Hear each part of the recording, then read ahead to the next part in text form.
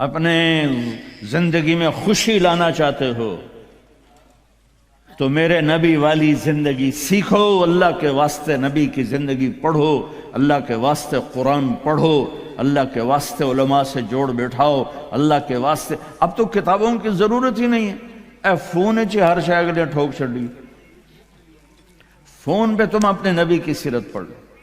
اپنے ایک بہت بڑا تاجر تھا وہاں ادھر پاکستان میں، تو ہم کھانے پہ کٹھے تھے تو اس کے فون کی گھنٹی بجی، اس نے یہاں فون لگایا اور ادھر کھانا شروع کیا، پورا آدھا گھنٹہ وہ لگا رہا، ایدے بھی وہ میں نے کہا توڑی نہ کاروباراں دا کی فائدہ، تسی تو روٹی جوگے بھی نہیں رہ گئے۔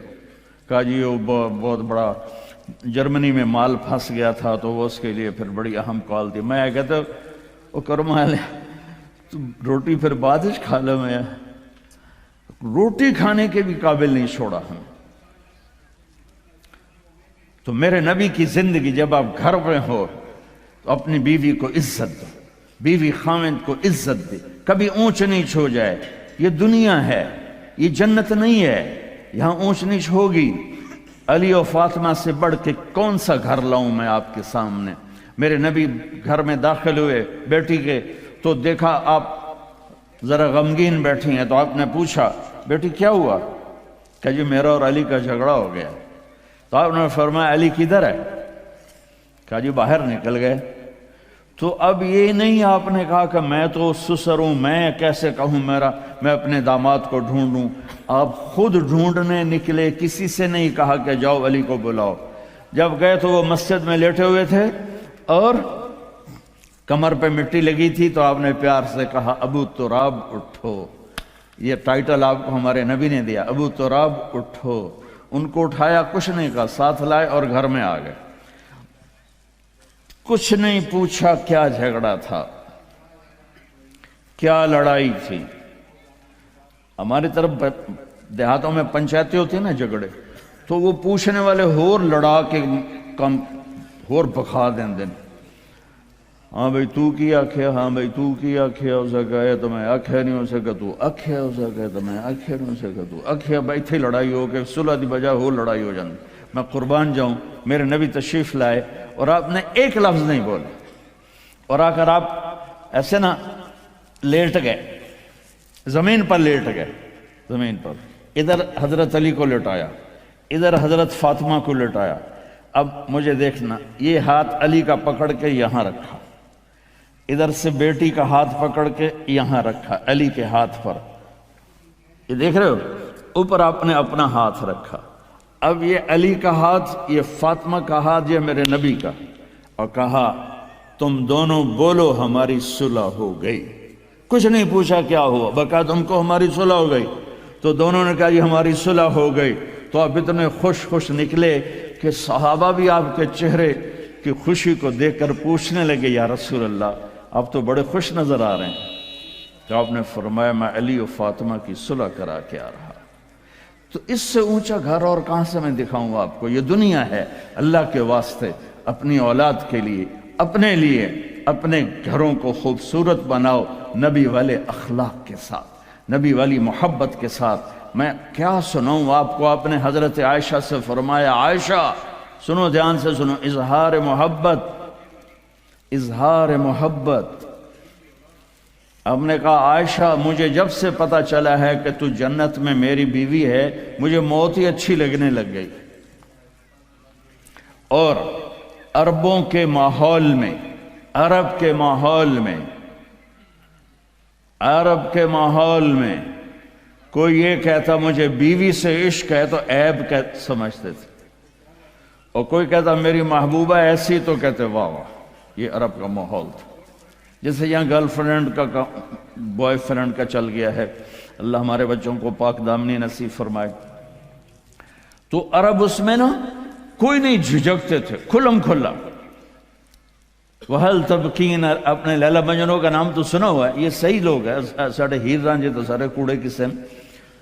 وَهَلْ تَبْكِينَ لَيْلَا إِذَا مِتُّ قَبْلَهَا وَقَامَ عَلَى قَبْرٍ نِسَاءٌ نَوَائِحُ كَمَا لَوْ أَصَابَ الْمَوْتُ لَيْلَا بَكَيْتُهَا وجاد لہا دمع من العین صافح، میں نے 2 شعر پڑھے، ہر شعر میں وہ لیلا کا نام لے رہا ہے، لیلا کا نام لے رہا ہے۔ یہ کلچر تھا عرب کا کہ معشوقہ سے محبت کا اظہار فخر، اور بیوی سے محبت کا اظہار اور تو رن مرید ہو گیا، تو زن مرید ہو گیا۔ یہ ماحول سمجھ میں آ گیا؟ اس ماحول میں ایک شخص مسجد میں آتا ہے اور ایسے محفل لگی ہوئی ہے، وہ آ کر پوچھتا ہے یا رسول اللہ آپ کو سب سے زیادہ کس سے پیار ہے؟ من احب الناس الیک۔ تو آپ نے اس کے کان میں نہیں کہا اور آتے ہیں دوستوں، آپ نے زور سے فرمایا عائشہ سے۔ اللہ، وہ تو ہل گیا۔ آپ نے کہا عائشہ سے، اس کو تو توقع نہیں تھی، تو گھبرا کے کہنے لگا یا رسول اللہ میرا یہ مطلب نہیں تھا، میرا مطلب تھا مردوں میں کس سے زیادہ پیار ہے؟ تو وہ آپ نے کہنا تھا ابو بکر سے، تو آپ نے ابو بکر نہیں کہا، آپ نے کہا عائشہ کے ابا سے۔ اس عائشہ کا نام دوبارہ لیا، انہوں تھوڑا جا پانی پیوا مناستا۔ اپنے گھروں کو آباد کرو محبت کے بول سے، محبت کے رویوں سے، محبت کی باتوں سے درگزر کرو، برداشت کرو۔ یہ میرے نبی نے زندگی سکھائی ہے۔ حضرت عمر کا فرمان ہے ما اکرمہن الا الکریم وما اہانہن الا اللئیم، بیوی کو وہ عزت دیتا ہے جو شرافت والا ہوتا ہے، اور بیوی کو وہ ذلیل کرتا ہے جو کمینہ ہوتا ہے۔ اتنا سخت لفظ کہیں نہیں استعمال ہوا کہ کمینہ آدمی بیوی کو ذلیل کرتا ہے اور شریف آدمی بیوی کو عزت دیتا ہے۔ تو میرے بھائی بہنوں، اللہ کے واسطے میری فریاد سنو، تمہارے گھروں کی خوبصورتی میرے نبی کی غلامی میں ہے۔ یہ ڈبل جابیں چھوڑو، یہ بڑے بڑے گھروں کی دوڑ چھوڑو، بڑی بڑی گاڑیوں کی دوڑ چھوڑو، اپنے گھروں کو بچاؤ اللہ کے واسطے، چونکہ یہاں کی نسل خطرے میں ہے۔ پاکستان میں کوئی برے سے برا بچہ بھی ہوگا تو ایتھیسٹ نہیں بنے گا، اسلام نہیں چھوڑے گا، یہاں اسلام چھوڑ دیتے ہیں۔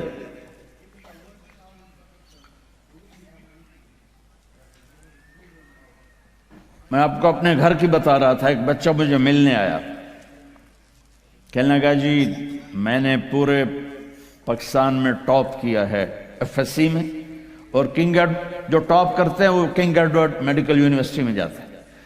تو 2 دفعہ میں خودکشی کی کوشش کر چکا ہوں، پلز کھائیں، گولیاں، لیکن وہ زندگی تھی بچ گیا۔ میں نے کہا بیٹا تو چھوٹا سا ہے، تو نے یہ خودکشی کی کیوں یہ تو نے قدم اٹھایا؟ کہا جی میرے امی اور ابو اتنا لڑتے ہیں کہ ڈسہارٹڈ ہو کر میں 2 دفعہ خودکشی کی کوشش کر چکا۔ ماں اور باپ کی لڑائی نے اتنے بریلینٹ قابل بچے کو مرنے پر مجبور کر دیا۔ کوئی بھوک نہیں تھی، سوکھے تھے، اچھے خوشحال گھرانہ تھا، لیکن خامد بھی بد زبان، بیوی بھی بد زبان، تو بچے خودکشی پہ آ گئے۔ بھائیو اگر آپ اپنے آپ کو خوبصورت بنانا چاہتے ہو، دیکھو میں ہاتھ جوڑتا ہوں، سب دیکھو، اس زبان پہ قابو پالو۔ یہ زبان خوبصورت ہو گئی، دل جڑ جائیں۔ یہ چند روزہ زندگی ہے، میرے نبی کی 2 سنتیں لے لو، ایک زبان پہ قابو، یہ اس زبان پہ قابو پالو، اس زبان پہ قابو پالو، اس زبان پہ قابو پالو، تو آپ کے گھروں کے 90% مسائل ختم ہو جائیں گے۔ اور دل کو سب سے صاف رکھو، اور اپنے ایک دوسرے کا ہاتھ بٹھاؤ، اپنے بچوں کو اپنی دولت سمجھو، ان کو یہاں اچھا مسلمان بنا کے چھوڑو۔ اب یہ نسل یہاں رہنے والی ہے، واپس نہیں جائے گی، نہ تم جاؤ گے نہ تمہاری نسلیں جائیں گی۔ ایک پٹھان کوئی بیٹھا ہو تو پہلے معافی مانگتا ہوں۔ تو ایک پٹھان کا خرگوش گم ہو گیا، تو لوگوں نے افسوس کیا کہ خان جی آپ کا تو خرگوش گم ہو گیا۔ تو وہ کہنے لگا ارے بھائی غم نہ کرو، ہم نے اس کو نسوار کھلایا ہوا ہے، جب نشہ ٹوٹے گا ہمارے پاس ہی آئے گا۔ تو تمہیں آسٹریلیا کی نسوار لگی ہے، تم پاکستان واپس جاؤ گے؟ نہیں جاؤ گے، ادھر ہی رہو گے۔ لہذا یہاں اس طرح زندگی سیکھو کہ آپ کی نسلیں اسلام پہ باقی رہیں۔